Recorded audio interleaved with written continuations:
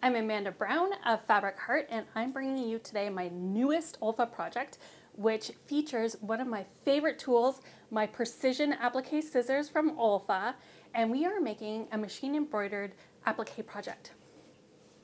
Home sweet home! I'm so excited for you to join me in this project. Let's get to it.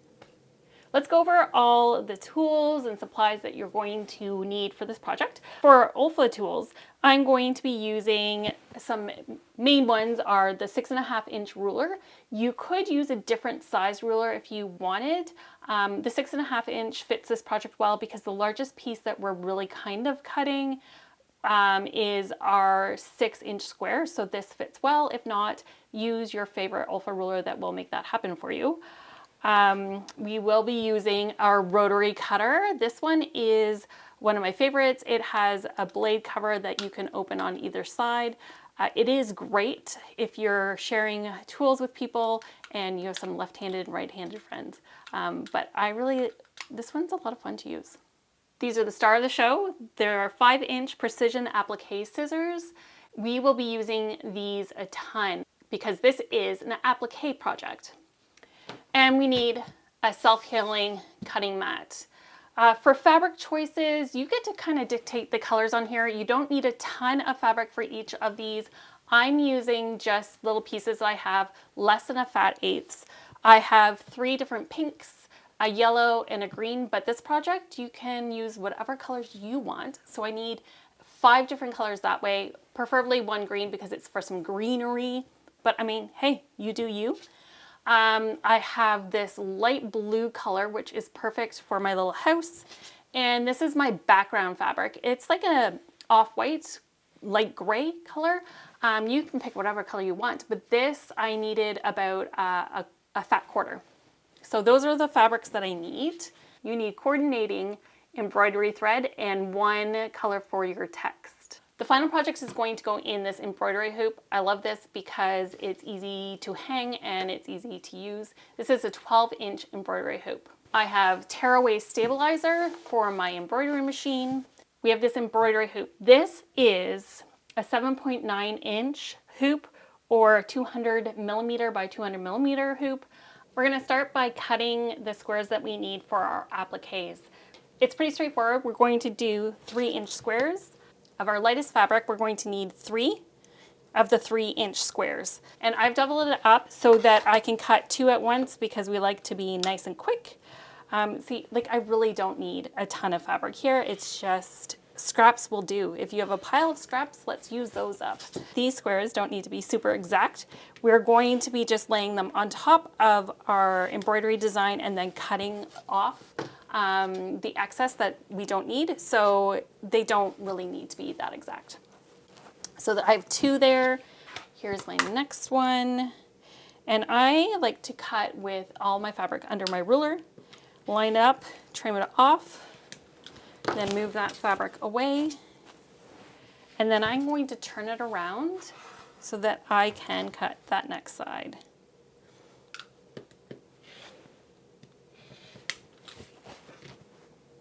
So we need 3 of those. We need 1 medium pink, just 1. You could get away with a different color here. If you were like, I only want 3 colors, feel free. I need 2 of these the dark pink.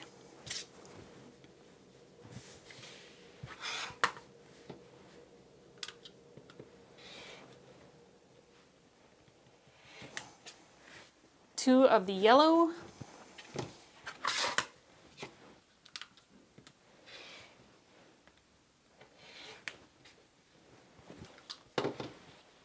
And then I need 1 green.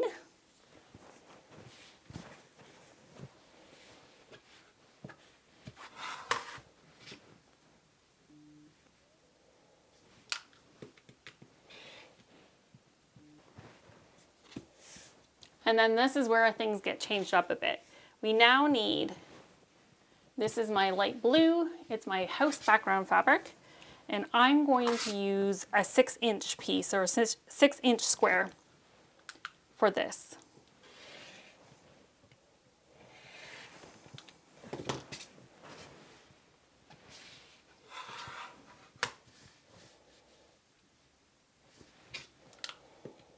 That's really all the cutting that we have to do with our rotary cutter. Next up, I'm going to hoop my background fabric with my stabilizer. One thing that I just wanted to take time to explore before I put everything in my hoop is my hoop that I'm going to hang this in is slightly bigger than the hoop that I'm embroidering it in. So I want to make sure that I have an overhang of fabric, not necessarily stabilizer, but the fabric, so that I have extra on both sides. So when I put my fabric into the hoop, I'm going to make sure that I have a couple inches overhang, and it's really nice when you have everything on the mat here. I'm going to do at least 3 inches or even 4 inches of an overhang here, just to make sure on either side that I have enough fabric to get into the hoop. I'm going to remove my inner hoop, the middle hoop, set that off to the side, and first up I'm going to look at my Tearaway stabilizer. I'm going to make sure that it covers the hoop, that I'm going to have enough to go in there, and I'm going to trim it off right away. I was going to use my scissors, but you know what? The rotary cutter works perfectly here. So I have my stabilizer that goes over the hoop, and then I'm going to take my fat quarter, I'm going to open it up. I still have a bit of a fold line in here, so I know the center that I need. But I also want to remember that I wanted to overhang this by like 4 inches. So if I have this pulled back, I have 1, 2, 3, 4, and I'm just going to make sure that that's there. So I have that nice and big. I have kind of the middle of that fabric across the middle of the hoop. And next I'm going to just make sure that my stabilizer is in there, and then I'm going to pull this across. And I've loosened my hoop enough. There's all different attachments or systems. I've loosened this enough that I should have enough room where I can put the inner hoop on top, so I can line it up and then push it in. And the idea here is not to be super, super tight. If you have your fabric too tight, it will start to pull. You want it secure, but it doesn't have to be as tight as a drum. That's not what's going to happen, but I do want to kind of get out some of this bulk here. So before I tighten up the hoop, I'm just going to finesse it a little bit and pull out a little bit of the excess there. So that's pretty good. And now I could, if I wanted to, I could trim off the extra here. I think I will just trim off maybe a couple inches.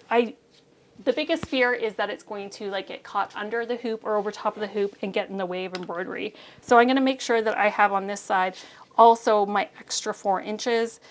So I have 1, 2, 3, 4, so I can probably cut off a couple inches. And it doesn't have to be exact. So I have my fabric in there, and then I'm just going to tighten this up so that I know that my hoop's not going to pop while I'm stitching. I've loaded my design onto my embroidery machine, and I'm set and ready to go. I'm going to attach my hoop to my machine.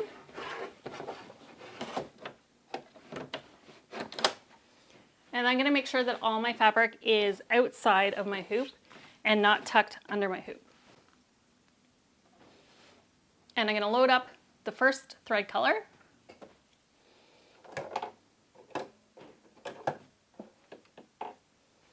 And I'm going to start stitching out the first step of this. And this is going to outline where I place my fabric for the applique.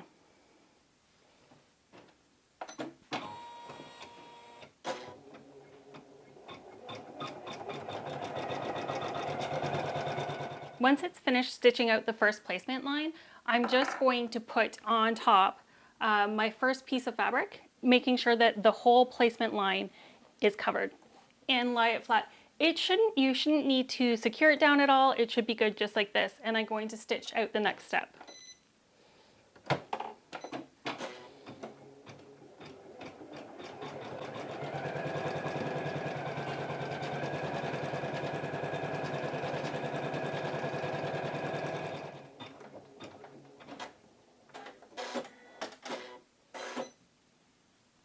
And now that that's been stitched, I'm going to remove the hoop from the machine, keep everything in the hoop, but remove the hoop from the machine so I can trim out the excess fabric. It's stitched there, and now I'm going just to trim as close as I can around the outside with my OLFA Appliqué scissors. I'm going to cut this out really carefully. I'm going to try not to cut my stitches. It's still going to have another tack down, so if the stitches get cut, that's not a big deal. But you're going to go around the outside with your applique scissors. And the reason I love these so much is they get right down into the crooks here really nicely. Make sure not to cut the fabric underneath.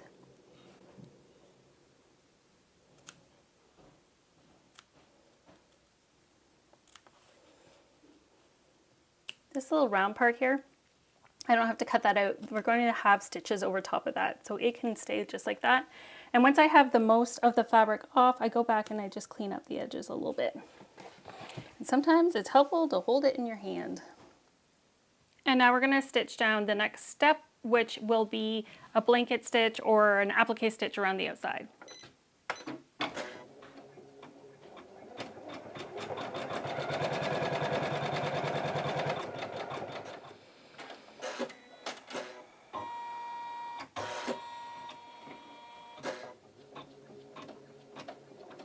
It's going to start stitching out the next placement line for the next flower that is the same color.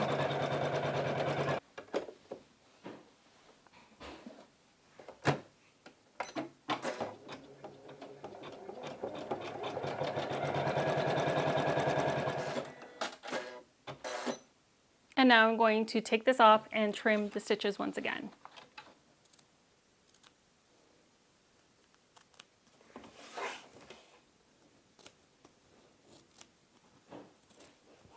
Nice and close.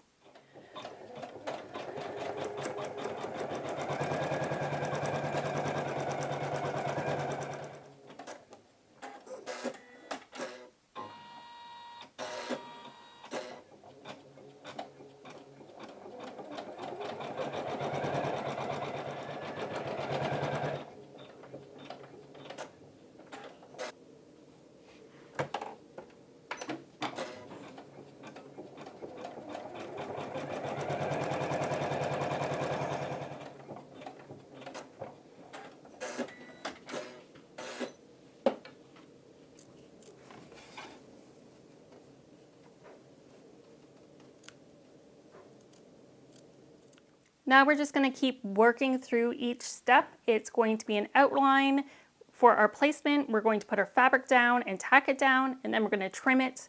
And then once it's trimmed, then we are going to do the final step of the stitching around the outside of the design. And each different change of color, it will stop and let you know that you need to change your colors. And we're going to just keep on working through the project just like that.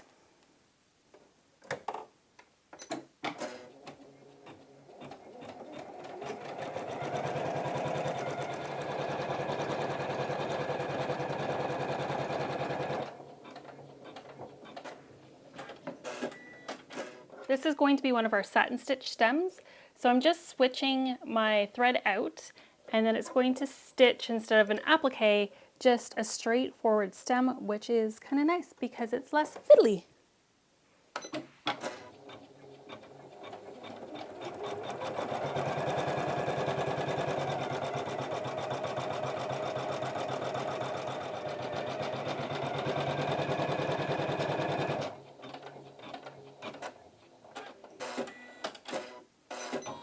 And I'm going to switch out for a darker green.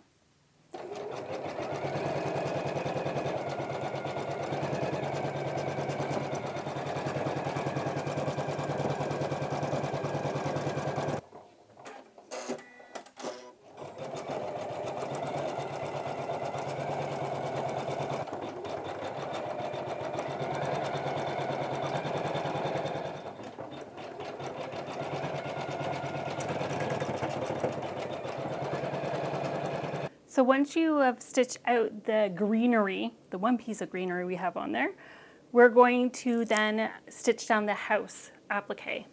When we place the house fabric on, because it's a larger piece, you want to really make sure that it's nice and flat and that you're not getting any like bubbles in the middle. So make sure it's nice and flat. You could tape this one down if you wanted, painter's tape or Scotch tape, any kind of tape will do, the painter's tape or the applique tape or the embroidery tape, I guess it's called, does really nicely. So once it's nice and smooth, then you can stitch out the next part.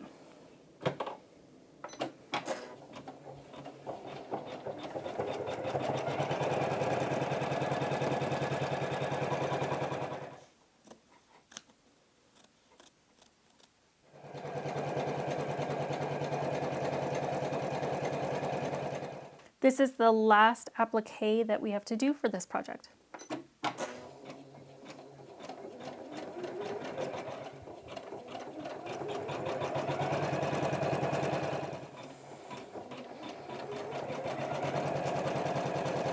The final steps here are the satin stitches in the middle of the flowers and then some text. Pretty straightforward.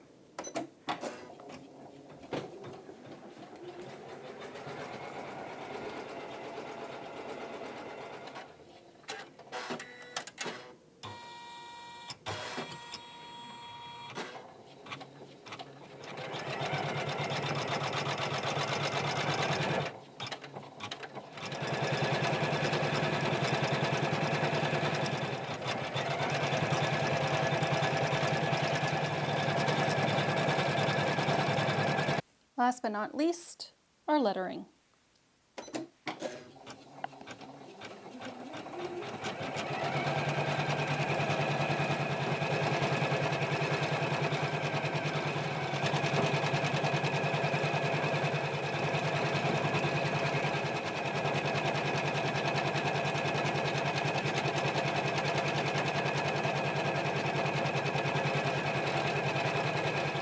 And we're all done stitching. I've taken this out of the embroidery hoop, I've given it an iron, and now I'm just taking a little bit of time to go through and clean up some of the raw edges. Sometimes it's hard to get as close as you want while it's in the hoop because you don't want to pop the design out. I clean up some of those raw edges, so I'm happy with that final look. Next up, it's time to frame it. So I'm going to lay out my hoop and I'm going to kind of get an idea of where it's going to go. You can get out your rulers. I like to eyeball it because I think sometimes designs lead themselves to being a little bit heavier, like this is lower than this side. So you just want it to look nice.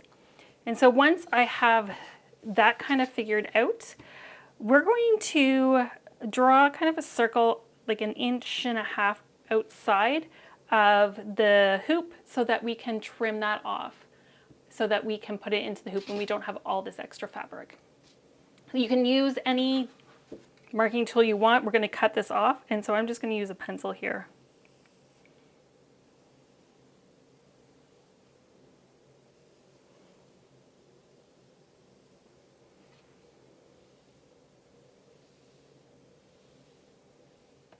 On the back we have the Tearaway stabilizer.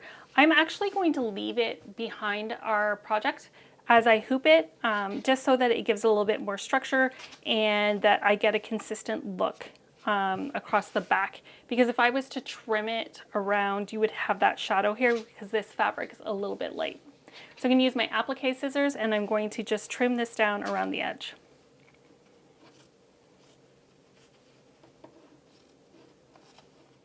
So now I have it cut out in close to a circle. And I want to make sure as I'm putting this in the hoop that I have top of my design lined up with this hanging point. So I have that there, and then I'm going to, this is just kind of an idea so far, and I'm going to slip the inner piece underneath. And this allows me to kind of finesse it into the hoop, and then you can reevaluate. If you leave the pin up here nice and loose, you have a lot of play. And the idea is to get it in there semi-straight, then finesse the wrinkles out.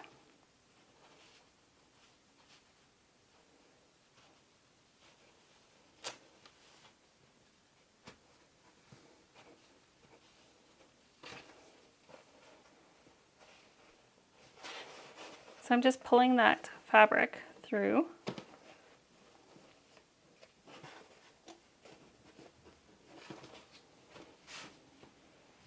and that's looking pretty good. So then once I have that how I want it, I'm going to start to tighten up the screw on the top.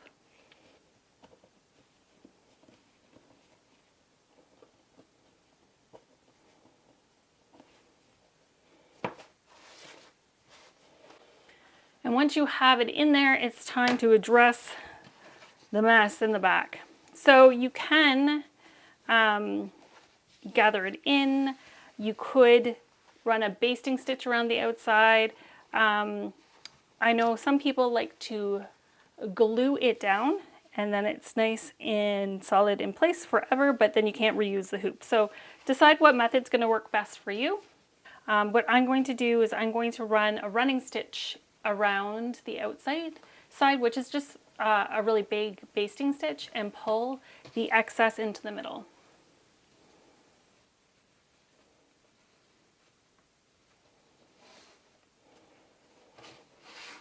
And once you have the running stitch all the way around the outside, you pull both ends.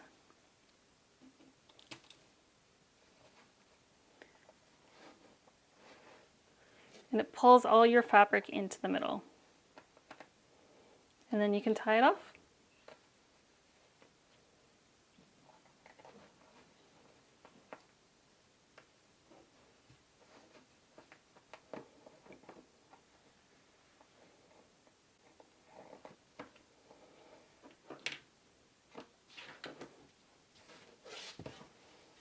And there you go.